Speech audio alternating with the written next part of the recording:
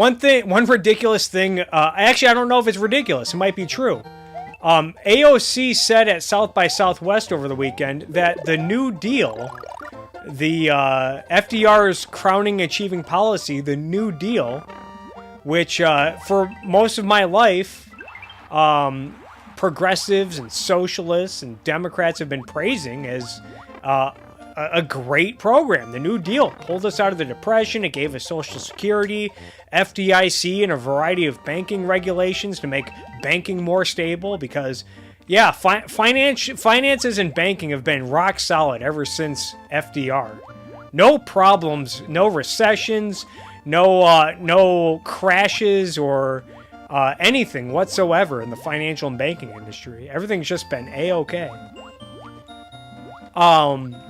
The New Deal, also minimum wage, national minimum wage, the New Deal, that wonderful New Deal that progressives have been championing.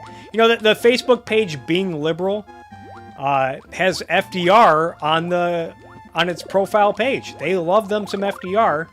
Anyway, AOC, the new Lord and Savior of the American left, came out and said the New Deal was an economically racist policy.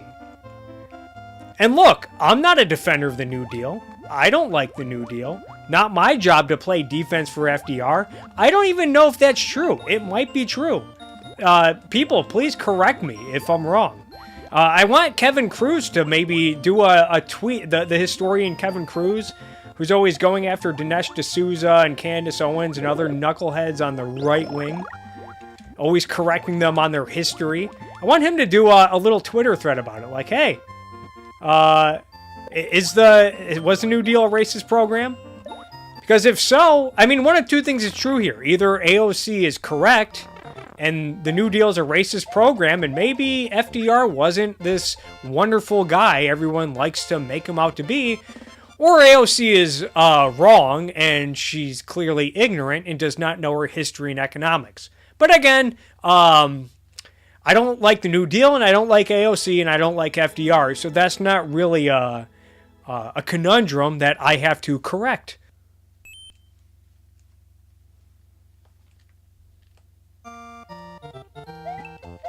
I do know that there is some truth to the fact that the minimum wage was a racist law because it was pursued by and advocated by racist white labor unions who wanted to price African Americans and immigrants out of the labor market so they wouldn't have to compete. I know, and Thomas Sowell has written about this a lot. Her Green New Deal was a gem to read. I like to call it the Green Leap Forward, in homage to Mao Zedong's Great Leap Forward, because that's what it's going to be. A lot of central planning, a lot of people dying because they don't have, they can't afford energy, or energy's just been outlawed.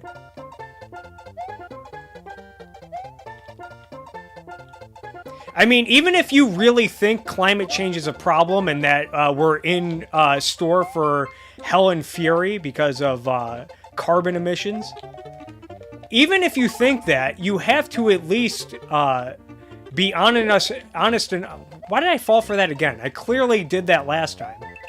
I gotta learn from my mistakes. You have to recognize that a lot of what's being proposed is going to be economically damaging, and that people won't be able to afford. That's going to drive up the cost of energy and food and everything across the board, because a lot of jobs, a lot of products, the mass industrialization of goods and services relies heavily on being able to on energy to produce the factories, to run the factories, and transportation to move the goods and services. This is a point Alex Epstein makes in his book, The Moral Case for Fossil Fuels, that everyone likes to talk about, oh, climate change, we're going to have all these nasty storms and a lot of people are going to suffer.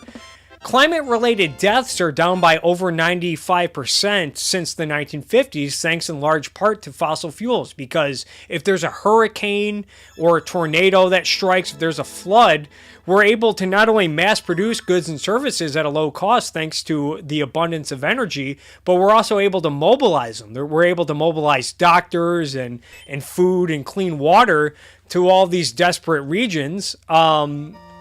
And prevent climate-related deaths.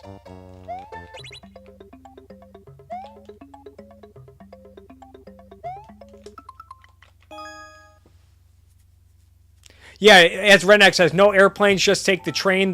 She also had a provision. I know they eventually retracted this and pretended like it didn't happen. But the Green New Deal, they promised living wages, living income for people who were unwilling to work. Whoops. It's the green leap forward.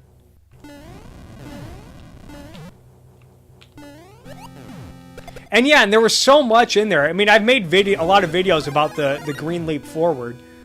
But a lot of it had nothing to do with cutting carbon emissions. It promised healthcare and a bunch of stuff to people. Promised aid to poorer communities and jobs guarantees. What does that have to do with and retrofitting buildings? A lot of it was just unsustainable.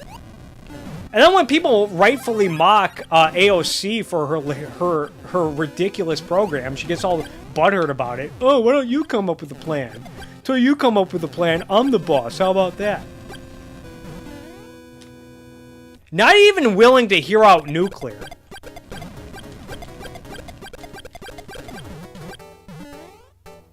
Yeah, nuclear energy, no emissions. It's safe. It's reliable. I think France, I think over something like 40% of their energy comes from nuclear. 40% of France's electricity comes from nuclear. They seem to be doing fine, and they have less emissions. Meanwhile, Germany is trying to close all of their nuclear power plants. Is this really about cutting carbon emissions, or is it about control?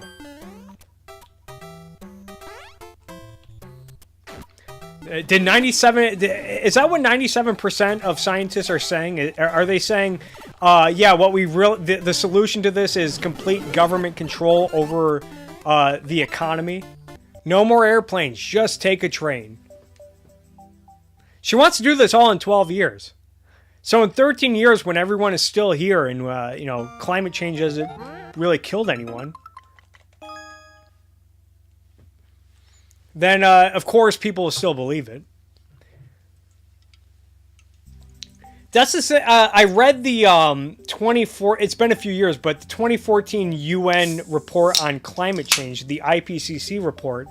If you read it and all of their so-called predictions, a lot of their predictions are open-ended and vague. So it gives them an easy out. So if a prediction of theirs doesn't come true, like they usually use all these qualifiers like we're moderately certain, we're somewhat certain, we're highly certain that some communities in the world will have droughts within the next 30 years. Droughts will become more severe in the next 30 years if things don't reverse. There will be some famines in the world. We're moderately certain that there will be more famines in the world in some climate-ridden areas or whatever. Not climate-ridden areas. Poverty-stricken areas. Starting over. So this works both ways, because if something comes true, if there's poverty, if there's a famine somewhere, if there's a drought somewhere, they can say, see, we said this in 2014. We called this. We made this prediction on climate change. But if it doesn't come true, if there's not a famine, if there's not a drought anywhere, then they can say, oh well, you know, France used more solar panels, so that must have delayed it. So it still could come true, or they could say, oh, well, we were only moderately certain about this prediction, so you can't really hold us accountable. It's a win-win for them. Anything bad happens, hey, we predicted this. Nothing bad happens, oh, well, we weren't sure, and it could still happen, and who knows.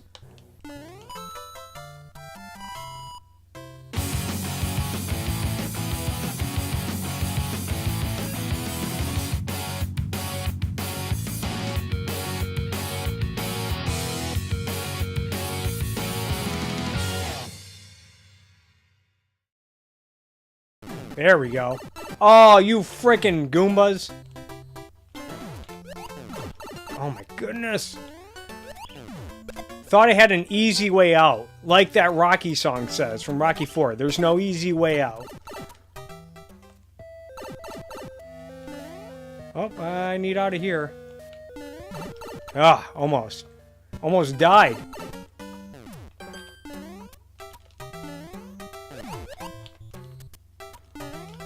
Boom. Oh. Oh. Clouds.